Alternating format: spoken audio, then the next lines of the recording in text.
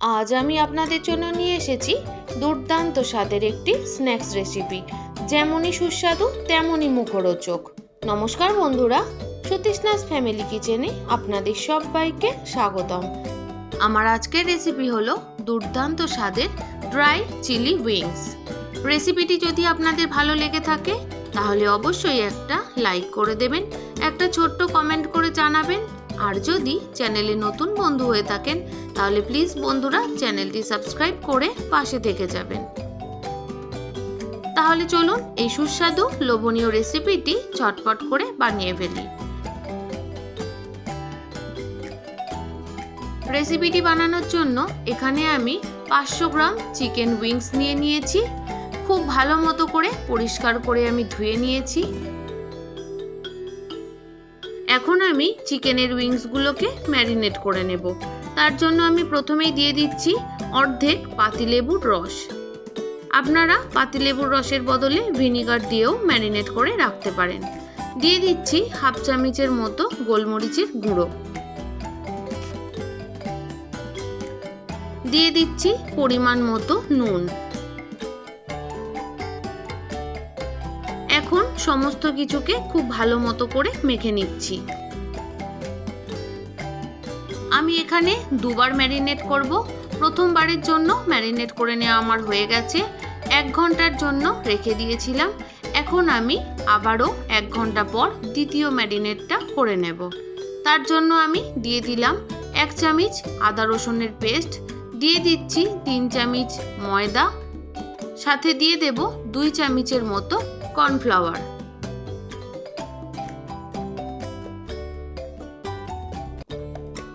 সাথে দিয়ে দেব হাফ চামচের একটু কম গোলমরিচের গুঁড়ো, আর দিয়ে দিচ্ছি 1 চামচের মতো সাদা তেল। এবার সমস্ত কিছুকে খুব ভালো মতো করে আবারও মেখে নেব।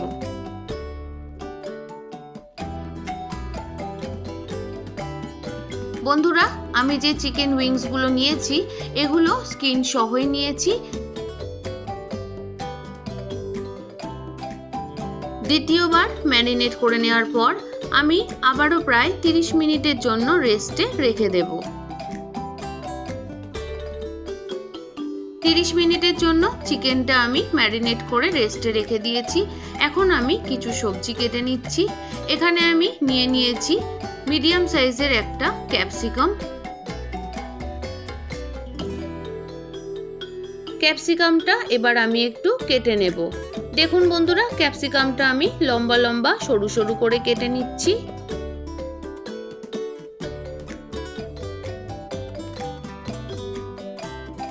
বন্ধুরা, এই রেসিপিটিকে চিলি উইংস ছাড়াও ড্রাই চিলি চিকেনও বলা যেতে পারে।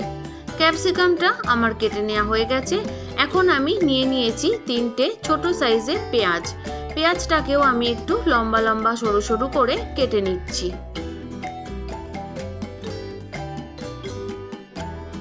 সন্ধ্যাবেলার স্ন্যাক্স হিসেবে টক ঝাল মিষ্টি এই মুখরোচক চিলি উইংস রেসিপিটি দারুণ লাগবে। পেঁয়াজগুলো আমার কেটে নেওয়া হয়ে গেছে। এদিকে গ্যাসে কড়াই আগে থেকেই গরম বসিয়েছি। দিয়ে দিলাম পরিমাণ মতো সাদা তেল। যেহেতু চিকেন উইংসগুলো আমি ডিপ ফ্রাই করব, তাই তেলের পরিমাণটা একটু বেশি দিতে হবে।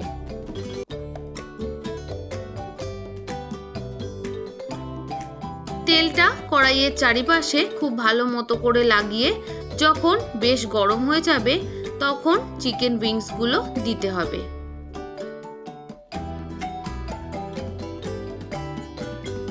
গ্যাসের ফ্লেমটা হাইতে রেখে চিকেন উইংসগুলো 1 মিনিটের মতো ভেজে নেওয়ার পর গ্যাসের ফ্লেমটা লো টু মিডিয়ামে করে দিয়ে উইংসগুলো ভালো মতো করে ভেজে নিতে হবে, যাতে সমস্ত দিকটা সুন্দর মতো করে সেদ্ধ হয়ে যায়। এক সাইড সুন্দর মতো ভেজে নেওয়ার পর গ্যাসের ফ্লেমটা আবারও বাড়িয়ে দিয়ে পরের সাইডটা আবারও 1 মিনিটের মতো জোর আঁচে ভেজে নেব। তারপর আবারও গ্যাসের ফ্লেমটা লো টু মিডিয়ামে করে দিয়ে 4 মিনিটের মতো ভেজে নেব।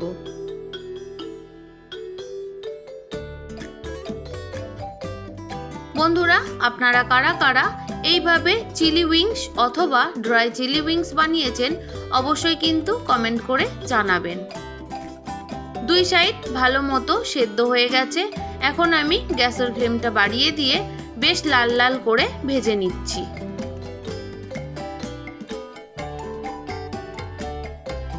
বন্ধুরা, এই রেসিপিটি এতটাই দুর্দান্ত খেতে হয় যে না বানালে কিন্তু বুঝতেই পারবেন না।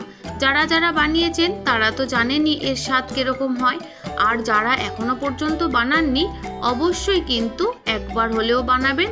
আশা করি আপনাদের ভীষণ ভালো লাগবে। উইংসগুলো সুন্দর মতো ভেজে নেওয়া হয়ে গেছে, এখন আমি তুলে নিলাম। প্রথমবারের উইংসগুলো ভেজে নেওয়া হয়ে গেছে, একই পদ্ধতিতে আমি দ্বিতীয়বারের উইংসগুলো ভেজে নেব। উইংসগুলো ভাজা হয়ে এসেছে, আর 1 মিনিটের মতো ভাজবো। ততক্ষণে আমি এখানে নিয়ে নিয়েছি 1 চামচের মতো আদা কুচি আর 1 চামচের মতো রসুন কুচি, সেটা আমি আপনাদের দেখিয়ে নিলাম। দ্বিতীয়বারের উইংসগুলো দেখুন সুন্দর মতো ভেজে নেওয়া হয়ে গেছে, এখন আমি তেল থেকে ছেঁকে তুলে নিচ্ছি।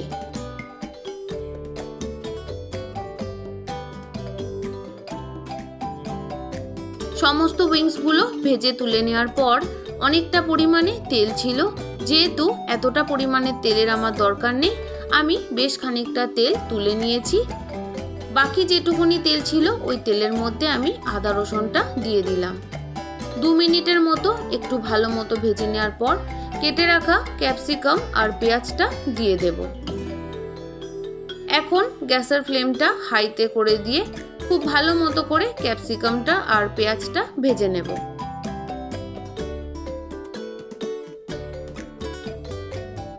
যে সকল বন্ধুরা প্রত্যেক দিন আমার ভিডিওর সাথে সম্পূর্ণভাবে জুড়ে থাকেন তাদের সবাইকে জানাই অনেক অনেক শুভেচ্ছা, অনেক ভালোবাসা। আর যে সকল বন্ধুরা আজ আমার চ্যানেলে প্রথম এসেছেন, প্লিজ বন্ধুরা রেসিপিটি ভালো লাগলে অবশ্যই কিন্তু সাবস্ক্রাইব করে পাশে থেকে যাবেন।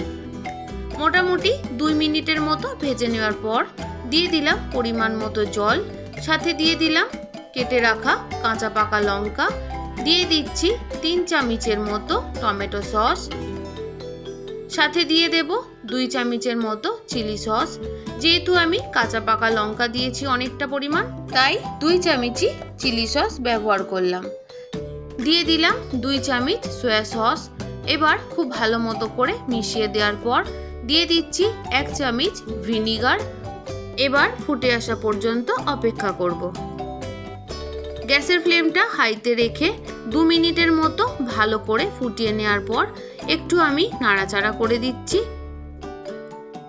এবার আমি দিয়ে দেব পরিমাণ মতো নুন, সাথে দিয়ে দেব, যেহেতু টক ঝাল মিষ্টি রেসিপি তাই 1 চামচের মতো চিনি আর 1 চামচের একটু কম গোলমরিচের গুঁড়ো। আবারও ভালো মতো করে মিশিয়ে দিচ্ছি। বন্ধুরা, আপনারা ঝাল আর মিষ্টিটা আপনাদের স্বাদ অনুযায়ী দিয়ে নেবেন।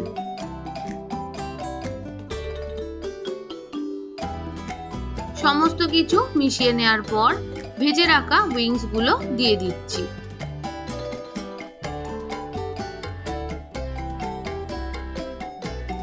এখন ভালো মতো করে মিশিয়ে নিয়ে আবারও 2 মিনিটের জন্য ফুটিয়ে নেব।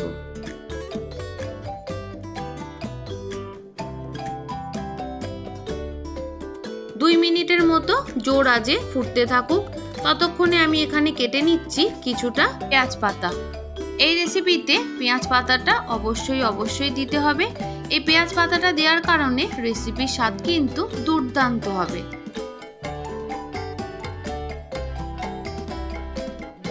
পেঁয়াজ পাতাগুলো আমি একটু বড় বড় সাইজ করেই কেটে নিচ্ছি বন্ধুরা।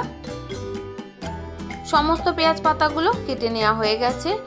এবার আমি পেঁয়াজ পাতাগুলো চিলির মধ্যে দিয়ে দিচ্ছি।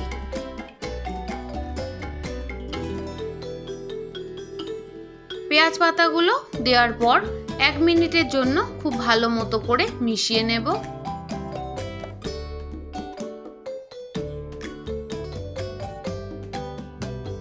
ভালো মতো করে মিশিয়ে নেওয়ার পর যখন এরকম অল্প অল্প গ্রেভি থাকবে তখন আমি এখানে দিয়ে দিলাম কর্নফ্লাওয়ারের গোলা। এখানে আমি 2 চামচ কর্নফ্লাওয়ারের মধ্যে অল্প একটু জল দিয়ে সুন্দর মতো মিশিয়ে দিয়েছিলাম, সেটাই আমি দিয়ে দিলাম। এবার সমস্ত কিছুকে খুব ভালো মতো করে মিশিয়ে নেব।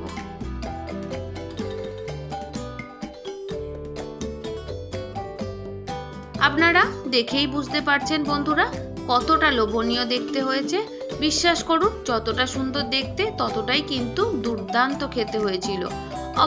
অবশ্যই কিন্তু আপনারা বানাবেন। আমি একদম ড্রাই চিলি উইংস বানাচ্ছি। আপনারা আপনাদের পছন্দ মতো গ্রেভি রেখে উইংসটা বানাতে পারেন। সব শেষে আবারও অল্প একটু গোলমরিচের গুঁড়ো দিয়ে আবারও খুব ভালো মতো করে মিশিয়ে নিয়ে নামিয়ে নেব। তাহলে বন্ধুরা রেসিপিটি কেমন লাগলো অবশ্যই কমেন্ট করে জানাবেন। ভালো লাগলে লাইক, শেয়ার, সাবস্ক্রাইব করে দেবেন। আমার সাথে এতক্ষণ ধৈর্য ধরে থাকার জন্য আপনাদের সবাইকে অসংখ্য ধন্যবাদ। আপনারা সবাই ভালো থাকবেন, সুস্থ থাকবেন। আজ এখানেই শেষ করলাম। কাল আবারও একটা নতুন কোনো সহজ কোনো রেসিপির সাথে চলে আসছি।